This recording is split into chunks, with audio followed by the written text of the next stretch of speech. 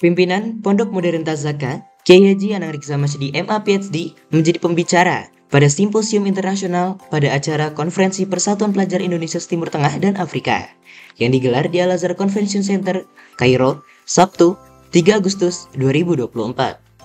Simposium itu membahas tentang pemetaan peran pelajar dan alumni Timur Tengah dan Afrika dalam kiprah kebangsaan di Indonesia. Kiai Anang mengatakan bahwa peran-peran keumatan dan kebangsaan yang dilakukan para ulama di Indonesia banyak dirisan dengan Al-Azhar dan universitas-universitas di Timur Tengah. Kiai Anang menyontohkan bahwa para ulama Nusantara dahulu ketika pergi ke Kairo dan Mekah dan kota-kota Timur Tengah lainnya pulang membawa ide, gagasan, dan pergerakan. Maka jadilah Muhammadiyah, dan puluhan ribu pesantren dan lembaga-lembaga filantropi. Bahkan, pemikiran Islam modernis Muhammad Abduh dan Rosyid Ridho telah mempengaruhi tokoh-tokoh ulama dan melahirkan pergerakan religius nasionalis. 70% itu pasti ada kaitannya dan irisannya dengan Al-Azhar.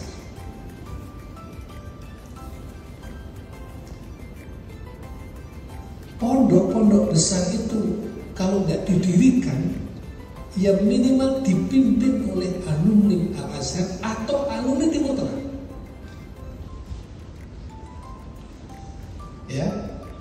Atau pernah ada irisan dengan orang Al-Azhar atau Timur Tengah. Itu pesantren. Di ruang lain, ormas, berdirinya NU, berdirinya Muhammadiyah itu punya irisan dengan Timur Tengah. Kiai Ahmad Dahlan itu mendirikan Muhammadiyah setelah pulang dari Mekah. Kiai Hasyim Asy'ari juga begitu, tunggal guru di Mekah, tunggal guru di Indonesia, saya Soleh Darat, saya Bangkalan, kemudian ke Mekah, kemudian keduanya mengambil metode yang berbeda, ini di pedesaan, ini di perkotaan, tapi tunggal guru.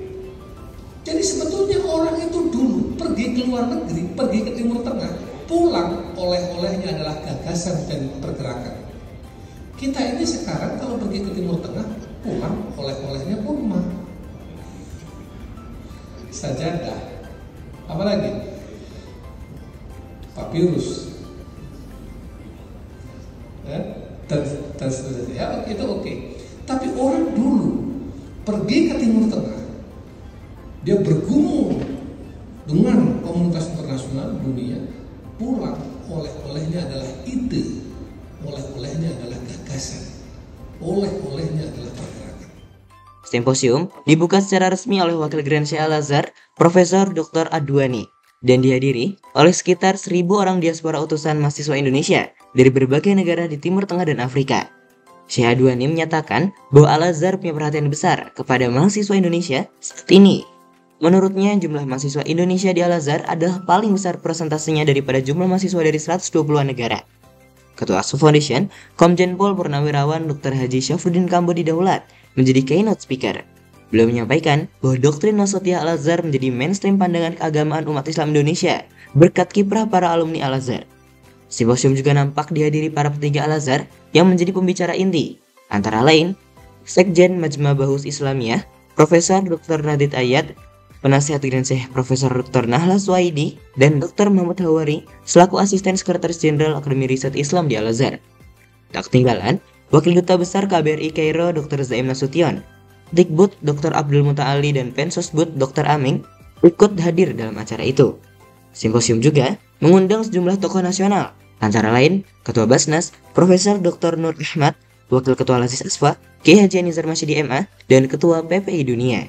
Simposium yang digelar selama 6 hari ini membahas berbagai topik dan isu-isu strategis keumatan dan kebangsaan.